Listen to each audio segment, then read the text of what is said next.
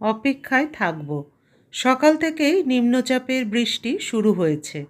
খবরেও শুনলাম আরও 3 দিন নাকি বৃষ্টির জের চলবে। বাইরে অনবরত ঝিরঝির করে বৃষ্টি পড়েই চলেছে। হঠাৎ করে বদলে যাওয়া আবহাওয়ার মেজাজ দেখে আমার স্বামী রূপায়ণ বলল, "ওরু, আজকে দারুণ ওয়েদার।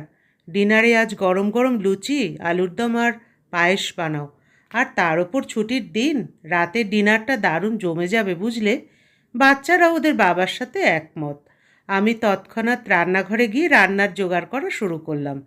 সবার আগে পায়েস তৈরি করতে হবে, কারণ পায়েস ঠান্ডা হলে বেশি ভালো লাগে। তাই গ্যাস ওভেনে দুধ বসিয়ে দিলাম।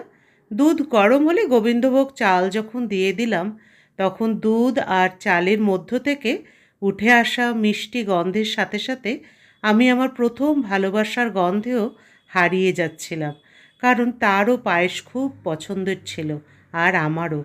এই ঘটনা সেই সময় যখন আমার বয়স 19। মন আর মস্তিষ্ক একে অপরের কথায় কান দিতে প্রস্তুত ছিল না।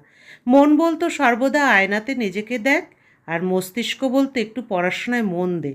মন এবং মস্তিষ্কের মধ্যে এই দ্বন্দ্বের মাঝখানে আমি অরুন্ধতী আমার জীবনে এগিয়ে যাচ্ছিলাম। আমার জীবনের এই টালমাটালে আমার মায়েরও বড় অবদান ছিল। মা সবসময় একজন ভালো বন্ধুর মতো আমার সাথে মিশত আর সঠিক ভুলের পথ দেখিয়ে দিত।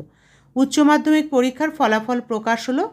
ফার্স্ট ক্লাসে পাশ করেছিলাম, তাও খুব ভালো নাম্বার নিয়ে।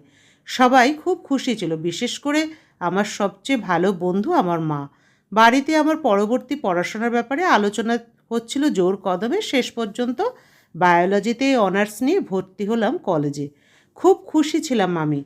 অবশ্য কলেজের প্রথম দিনটা নিয়ে ভয়ানক টেনশনেও ছিলাম, একেবারে চুপচাপ। তখন আমার সিনিয়র স্টুডেন্ট আয়ুষ্মান আমাকে উদ্দেশ্য করে বলল, "কী ব্যাপার অরুন্ধতী, এত চিন্তিত কেন? তুমি তো বেশ ট্যালেন্টেড, আর ট্যালেন্টেড ছাত্রীর এভাবে চুপ থাকাটা আমার একেবারে ভালো লাগছে না।" আমি আমার মুখটা উপরে তুলে এক ঝলক তাকালাম। ফর্সা, লম্বায় 6 ফুটের কাছাকাছি, কি চমৎকার ব্যক্তিত্ব! চোখগুলো কি সুন্দর!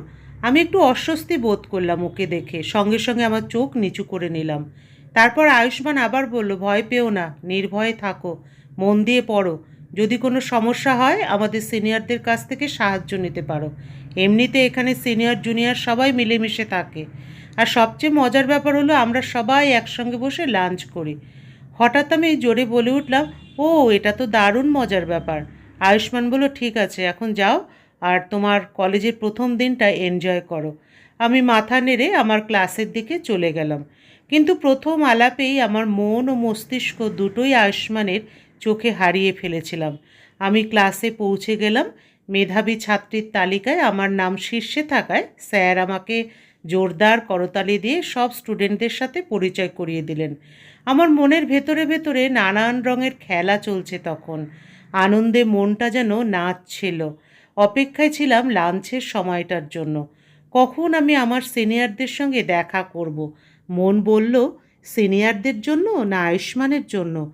নিজের প্রশ্নের উত্তরে নিজেই লজ্জায় লাল হয়ে গেলাম। মন মস্তিষ্ককে প্রশ্ন করল, প্রথম সাক্ষাতেই এমন কি হয়ে গেল? Lunch time. লাঞ্চে আবার দেখা হলো। আয়ুষ্মান প্রশ্ন করল, "কেমন ছিল প্রথম ক্লাস?" আমি বললাম, "দারুণ, চলো লাঞ্চ করি।" কেন জানি না আমি ওর পেছনে পেছনে চলে গিয়েছিলাম। ও টিফিন বক্স থেকে কিছুটা পায়েস আমাকেও দিল। আমি বললাম, "পায়েস আমার খুব প্রিয়।" আয়ুষ্মান বলল, "আচ্ছা, প্রতিদিন তোমার জন্য পায়েস বানিয়ে নিয়ে আসবো।" আমি প্রশ্ন করলাম, "আপনি বানিয়েছেন?" "হ্যাঁ, আমি বানিয়েছি।" আমি আবার প্রশ্ন করলাম, "কেন, বাড়িতে আর কেউ থাকেন না?"